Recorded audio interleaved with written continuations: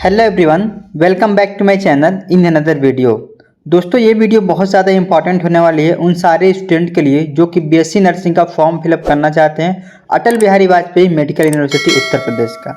देखिए, इस वीडियो में आपको बताने वाला हूँ स्टेप बाय स्टेप आप लोग किस तरीके से अपने फॉर्म को फिल कर सकते हो। और आपको मैं एक चीज़ बता दूं यहाँ पर कि फॉर्म में किसी तरीके का कोई करेक्शन नहीं होता है, तो बहुत ही ध्यान से फॉर्म को भरना होगा। अगर आप लोग फॉर्म गलती कर देते हो तो आप लोग जो है फॉर्म को फिर एडिट नहीं कर पाओगे और इसकी वजह से आपको जो है दोबारा से फिर फॉर्म फिल करना पड़ेगा। इस गलती से बचने के लिए आपको क्या करना पड़ेगा, वीडियो को शुरू से लेकर लास्ट तक देखना पड़ेगा, जिससे कि आप लोग किसी तरीके का कोई भी गलती ना करो।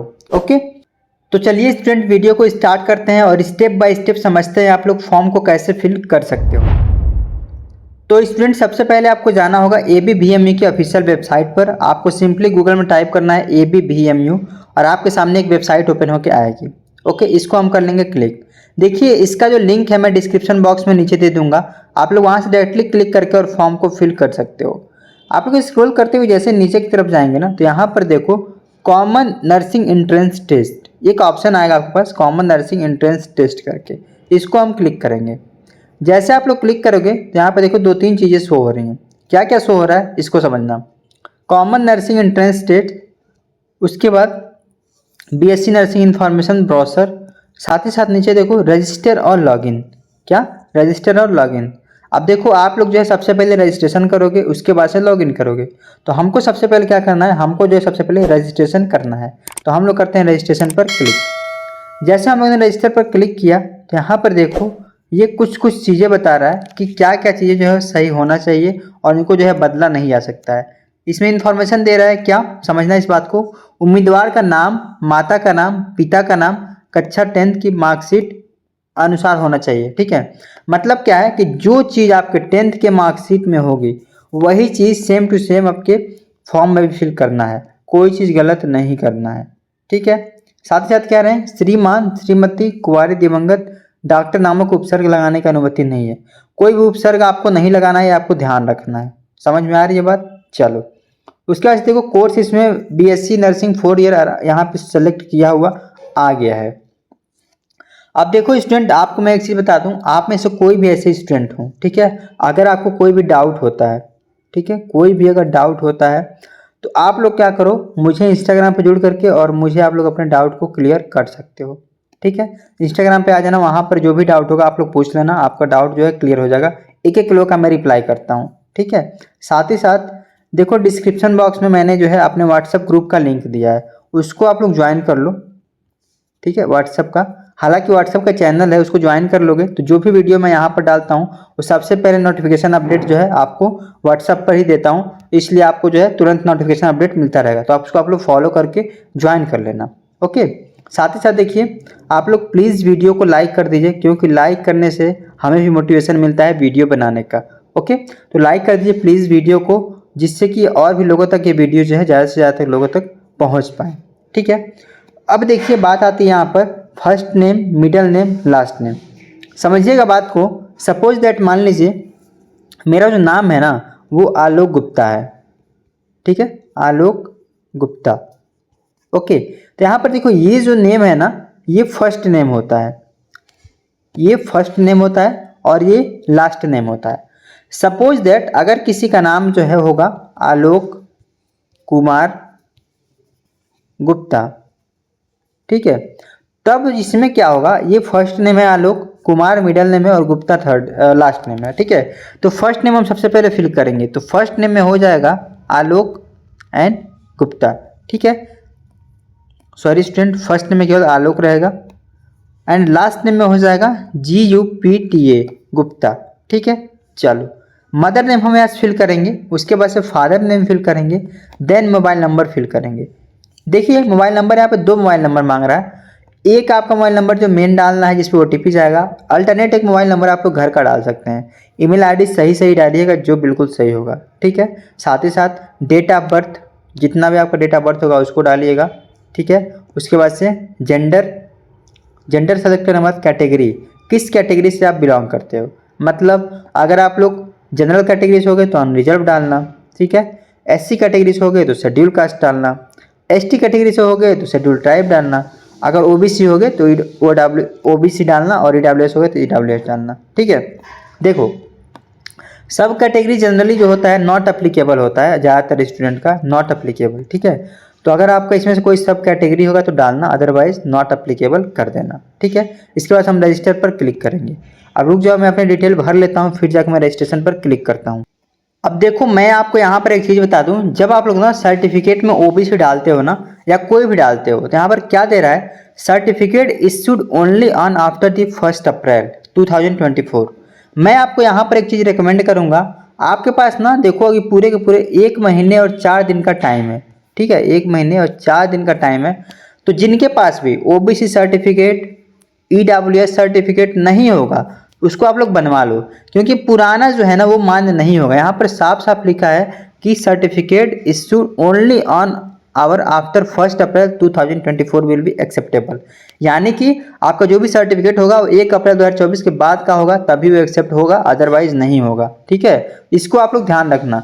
देखो मैं यहाँ पर ओबीसी डाला हूँ तो वो चीज़ शो होकर आया है। अगर मैं ईडब्ल्यूएस डालता हूँ तो सेम वही कंडीशन है यहाँ पर कि आपको 1 अप्रैल के बाद का ही होना चाहिए। ओके, अगर मैं यहाँ पर एससी डालता हूँ तो एससी में कुछ नहीं आता है, क्योंकि एससी का जो सर्टिफिकेट बनता है वो काफ़ी लंबे टाइम तक का बनता है। ठीक है, एसटी का भी कुछ नहीं आ रहा। ओबीसी और ईडब्ल्यूएस का अगर आपके पास सर्टिफिकेट होगा तो आप लोग प्लीज़ उसको रिन्यूअल करा लेना, अदरवाइज आपको प्रॉब्लम होने वाली है। ठीक है, चलो अब बात आती है सब कैटेगरी। तो सब कैटेगरी जो है वो नॉट अप्लीकेबल। उसके बाद हम कर देंगे यहाँ पर रजिस्टर। जैसे हम रजिस्टर करेंगे ना तो देखो यहाँ पर क्या आ रहा है, ये पूरा का डिटेल शो होकर आएगा कि यहाँ पर देख लो, एक बार डिटेल चेक कर लो, सब कुछ है ना। तो हम यहाँ पर सारा हमारा डिटेल जो है सही है, इसको हम लोग कर लेंगे सबमिट। जैसे हमने क्लिक किया तो यहाँ पर देखो एक और डिटेल आ रहा है कि मैंने जो है इस पूर्वावलोकन में को मेरे द्वारा अच्छे तरीके से जांच कर लिया गया है, मैं इसकी पुष्टि करता हूँ। तो यहाँ पर हम कर लेंगे कंफर्म। ठीक है, कंफर्म हो गया। अब देखो हमारे ना मोबाइल नंबर पर एक 6 अंक का ओटीपी आएगा। ठीक है, तो इसको हम सबसे पहले फिल कर लेते हैं। तो स्टूडेंट कुछ इस तरीके से ओटीपी आएगा, आपको क्या करना है, ओटीपी को जो है यहाँ पर फिल कर लेना है। ठीक है, ओटीपी क्या है यहाँ पर, इसको हम लोग जो है फिल कर लेते हैं। फोन पर ओटीपी आने के बाद आपको एक ईमेल पर ओटीपी जाएगा, ईमेल का ओटीपी आप लोग इसमें डाल लेना है। ठीक है, तो सबसे पहले ईमेल का जो भी ओटीपी आया है उसको हम यहाँ पर इंटर कर लेते हैं। तो चलो इसको इंटर कर लेते हैं, 0 8 1 एंड 9। आफ्टर दैट आप यहाँ पर वेरीफाई का एक ऑप्शन आएगा, उसको करना है क्लिक। ठीक है, वेरीफाई पर क्लिक कर देंगे। देखो जैसे हमने वेरीफाई किया ना तो यहाँ पर देखो क्या कह रहा है, सफलतापूर्वक हमने जो है पंजीकरण कर लिया है।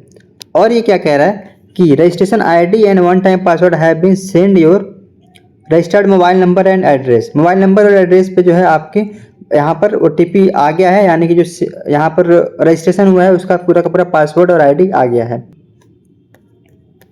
तो स्टूडेंट अब आपको क्या करना है, अब पुनः जो है इस जो लिंक है उसको हम करेंगे यहाँ पर रिफ्रेश। ठीक है, रिफ्रेश करने के बाद हम जाएंगे होम पे, और यहाँ पर हम लोग देखो पहले मैंने रजिस्ट्रेशन किया था, अब हम करेंगे यहाँ से सीधे login.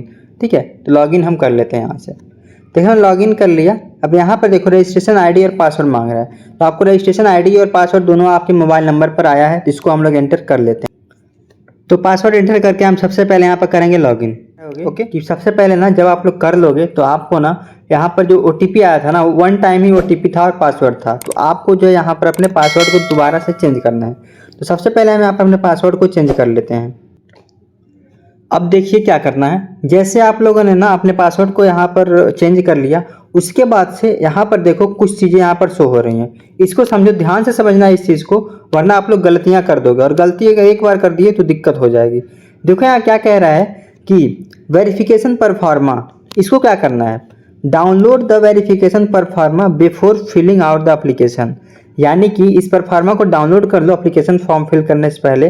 Take a print out of the download PDF and A4 size and fill the with the passport size photo और signature inside the box a sentence written in your own handwriting, left right thumb impression and identification marks.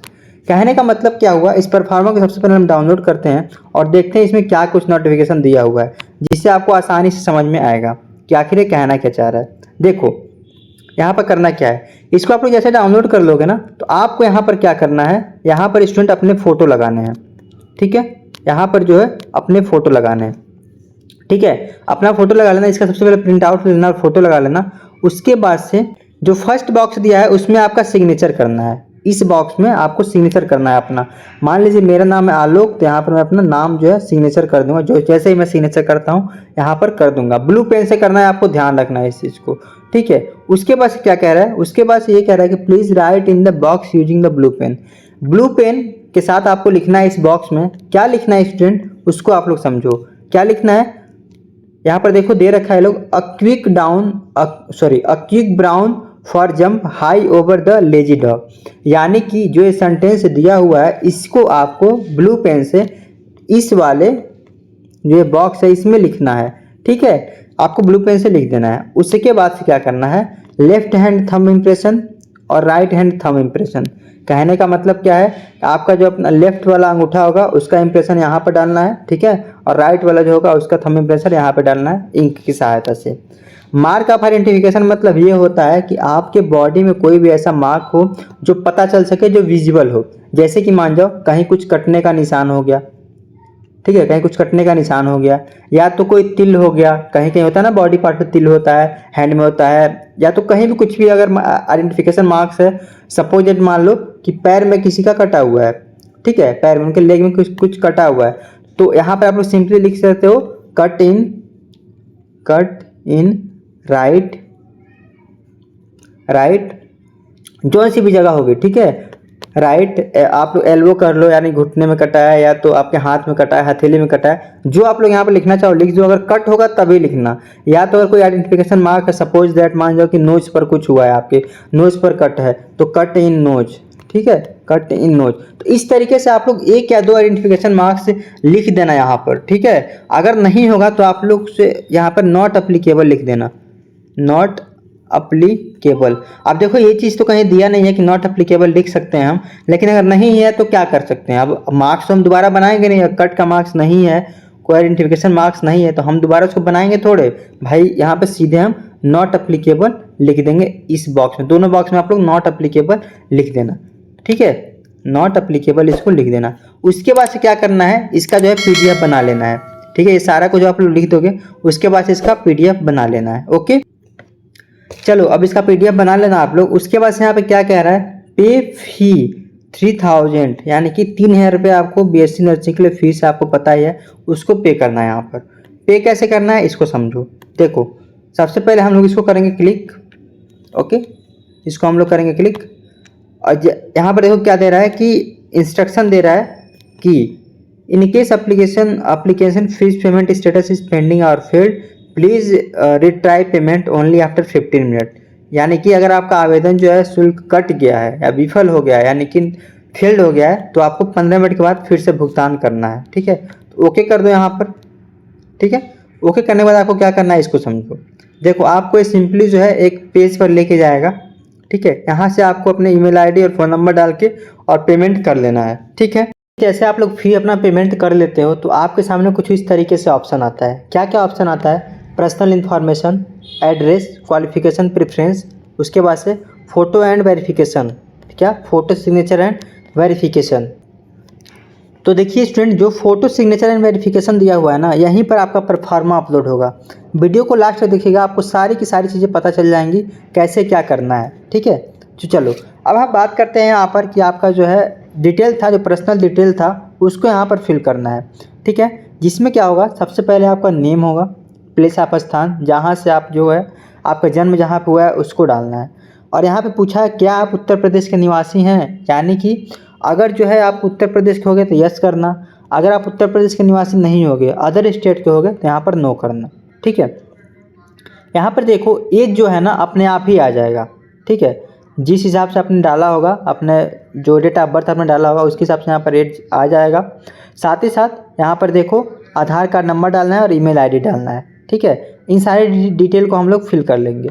जैसे आप detail fill करोगे, ये देखो personal information का है, उसके बाद से आपको जो है अपने एड्रेस को डालना है, ठीक है।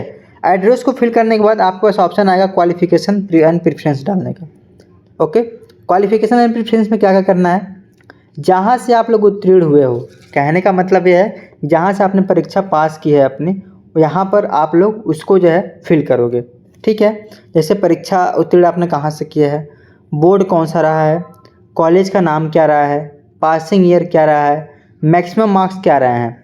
मैक्सिमम मार्क्स मतलब होता है, जैसे मान जाओ 100 नंबर का पेपर होता है, ठीक है, तो आपने इसमें 85 नंबर पा लिया, तो 100 नंबर आपके मैक्सिमम मार्क्स होते हैं और 85 नंबर ऑब्टेन मार्क्स होते हैं, ठीक है, ऑब्टेन मार्क्स होते हैं। इस तरीके से आपको फिल करना है। जब आप ये सारी की सारी चीज़ें फिल कर लोगे, जैसे यहाँ पर देखो एक मैंने आप बना रखा है कि कौन कौन सी चीज़ें फिल करनी है, तो आप लोग देख पा रहे होंगे स्टूडेंट यहाँ पर कि कॉलेज का नाम, और आपको पता है कि 10th की जो मार्कशीट होती है उसमें टोटल जो नंबर होता है ना वो 600 नंबर का होता है। अपने यहाँ यूपी में जो चलता है वो 600 नंबर का चलता है। 600 में से आप जितना पाओगे उसको लिख लेना है यहाँ पर, और जो इंटर का होता है उस 500 नंबर का होता है, यानी कि टोटल जो कुल मार्क्स होते हैं वो 500 नंबर के होते हैं। अब बाकी जो आपके आते हैं वो आपको ऑब्टेन मार्क्स होते हैं, तो उसको फिल करना होता है। उसके बाद हम क्या करेंगे, यहाँ पर देखो इसको आपको ध्यान रखने वाली बात है सबसे पहले कि सेंटर प्रेफरेंस आपको 3 चूज करना है। क्या? 3 सेंटर प्रेफरेंस आपको चूज करना है। तो यहाँ पर और एक चीज़ और ध्यान रखना है कि कोई भी जो है शहर आपको 2 बार चूज नहीं करना है।